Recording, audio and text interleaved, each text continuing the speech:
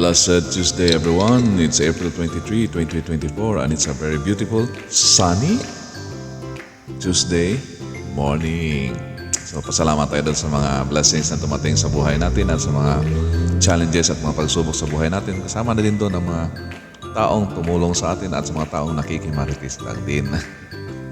So, shout out doon kay Glenda, kay Glenn Snow, kay Pucci, kay Margie Crane, kay Cecil Bores, kay Mama Lu, Luis and Susan, Tuting and Christine ng Malay-Balay Bukidnon, Dimar Bacalso, Chuy Moreno, Richard Cabardo, Dennis Aison Buot, Gemma David, Inday Araso, Elizabeth Guevara, Cinta Baron, Rachel Pastorero, and Eds My Love.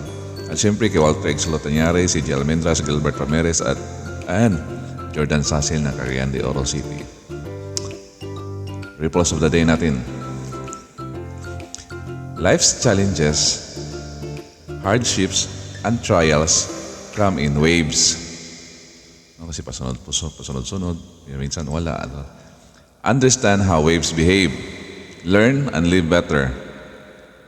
So, paminsan-minsan naman, mag-beach ka at mag-relax para ma-understand mo yung waves. Thank you for following, liking, sharing, and subscribing to this video. Good morning and have a blessed Tuesday to all.